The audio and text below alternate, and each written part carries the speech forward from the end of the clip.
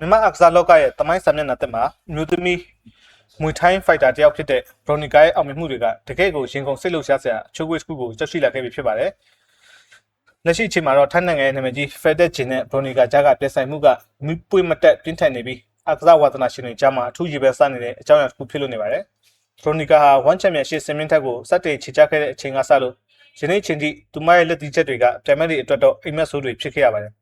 သူတစ်ဖြစ်ဖက်တက်ဂျင်ကအကောင်းဆုံးလို့သတ်မှတ်ထားတဲ့ထိပ်သီးဖိုက်တာတွေကိုတယောက်ပြီးတယောက်အလဲထိုးအနိုင်ယူပြခဲ့တာကဖက်တက်ဂျင်ပိုင်ရှင်နဲ့မိပြအဖွဲ့တွေကိုတော်တော်လေးဒေါသထွက်စေခဲ့တာအမှန်ပဲဖြစ်ပါတယ်။ဇလန်အစကိုပြန်ကြည့်မယ်ဆိုရင်ဘရိုနီကာဟာသူမရဲ့ပထမအဆုံးစိန်ခေါ်မှုကိုဖက်တက်ဂျင်ရဲ့လားလာအကောင်းဆုံးလူငယ်ကျေပွေဂျူနီယာဖက်တက်နဲ့စတင်ခဲ့တာပါ။ထိုစဉ်ကဂျူနီယာဖက်တက်ဟာမွေထိုင်းလောကမှာ10ပွဲဆက်တိုက်အနိုင်ရလက်ကိုပိုင်ဆိုင်ထားပြီးဒေါ်လာ3သိန်းနဲ့စာချုပ်လက်မှတ်ရေးထိုးနိုင်ဖို့လက်တကမ်းအလူကိုရောက်ရှိနေတဲ့ဖိုက်တာတူပါ။ဒါပေမဲ့ဘရိုနီကာနဲ့တွေ့ဆုံခဲ့တဲ့ပွဲစဉ်တွေမှာတော့အခြေအနေတွေကလုံးဝပြောင်းပြန်ဖြစ်သွားခဲ့ပါတယ်။ဘရိုနီကာရဲ့တိကျပြတ်သားတဲ့တိုက်စစ်တွေရဲရဲနဲ့ထိုးနှက်ချက်တွေအောက်မှာဂျူနီယာဖက်တက်ဟာခုခံနိုင်စွာကင်းမဲ့သွားခဲ့ရပါတယ်။ပွဲပြီးမှာတော့ဂျူနီယာဖက်တက်ရဲ့မျက်နှာတစ်ခုလုံးစုပ်ပြတ်သက်သွားခဲ့ရုံနဲ့မကပဲချက်ရှိခဲ့တဲ့ဒဏ်ရာတွေကပြင်းထန်လွန်းတာကြောင့်စိတ်မကောင်းစွာနဲ့မွေထိုင်းလောကကနေအနားယူသွားခဲ့ရတဲ့အထိဖြစ်ခဲ့ပါတယ်။ဒါဟာဘရိုနီကာကဖက်တက်ချင်းကိုပေးလိုက်တဲ့ပထမအဦးဆုံးပြင်းထန်တဲ့သင်ခန်းစာတစ်ခုပါပဲ။ဒါပေမဲ့ဘရိုနီကာရဲ့အောင်မြင်မှုခီးလန့်ကထုံများနေတဲ့ရှစ်တက်မသွားခဲ့ပါဘူး။နောက်ထပ်ရှင်ဆိုင်ခဲ့ရတဲ့ပြိုင်ပွဲကတော့ဖက်တက်ဂျင်ရဲ့ဂုံဆောင်ဖိုက်တာတူဖြစ်သလို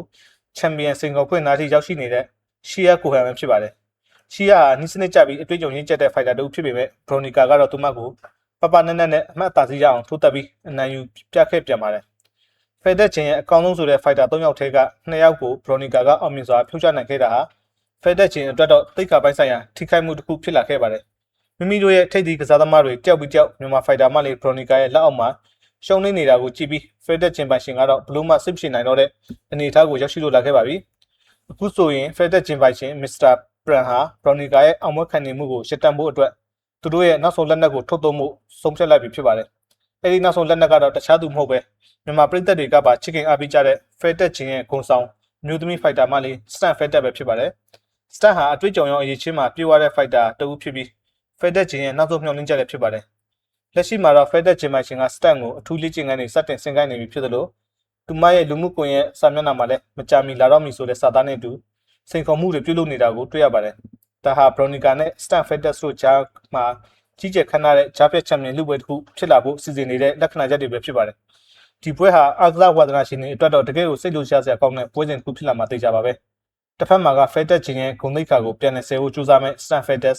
်နောက်တစ်ဖက်မှာတော့ဖက်တက်ဂျင်ရဲ့ထိပ်သီးဖိုက်တာတွေကိုဖြူထားပြီးအချိန်ဟုန်ကောင်းနေတဲ့မြန်မာကုံဆောင်ဘရိုနီကာမြန်မာပြည်သက်တွေအနေနဲ့စတန်ကိုချစ်ကြတာမှန်ပေမဲ့အရေးကြီးတဲ့အချိန်မျိုးမှာတော့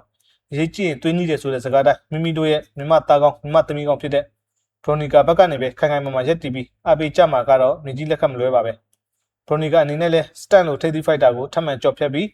းဖက်တက်ဂျင်ကိုသူမရဲ့စွမ်းဆောင်ရည်နဲ့ထပ်မံသက်သေပြနိုင်မလားဆိုတာရှင်ခုန်စရာကောင်းတဲ့စောင့်ကြည့်ရမယ်ခန့်ခဏတစ်ခုဖြစ်လာတော့မှာပါတေချာတာတစ်ခုကတော့ဘရိုနီကာရဲ့ခီလန်ဟာခက်ခဲတွေကြားကနေပွင့်လင်းလာတဲ့ပန်တပွင့်လိုပါပ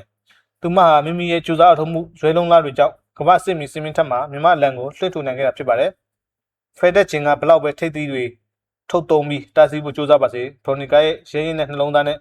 မြန်မာပြည်သက်တွေရဲ့တခဲနဲ့အပိတ်မှုတွေကသူမအတွက်ခွန်အားသစ်တွေဖြစ်စေမှာပါမကြခင်ရှင်ပြန်ကြတော့မဲ့စတန်ဖက်တက်နဲ့ပွဲစဉ်ဟာဘရိုနီကာရဲ့ကစားသမားဘဝအတွက်အလှည့်ပြောင်းတစ်ခုဖြစ်လာနိုင်တယ်လို့မြန်မာအကစားသမိုင်းမှာမမိနိုင်စရာပွဲကောင်းတစ်ပွဲဖြစ်ကျန်နေမှာမှန်ဖြစ်ပါတယ်အောင်မြင်မှုတွေနဲ့တူရှေ့ဆက်လက်နေတဲ့ဘရိုနီကာတယောက်နောက်ဆုံးပန်းနာဖြစ်တဲ့ချန်ပီယံကပတ်ကိုပိုင်ဆိုင်နိုင်ပါစေလို့ဆုတောင်းရင်ပြည်သက်တွေနဲ့အတူစိတ်လှုပ်ရှားဖွယ်စောင့်ကြည့်သွားရမှာပဲဖြစ်ပါတော့တယ်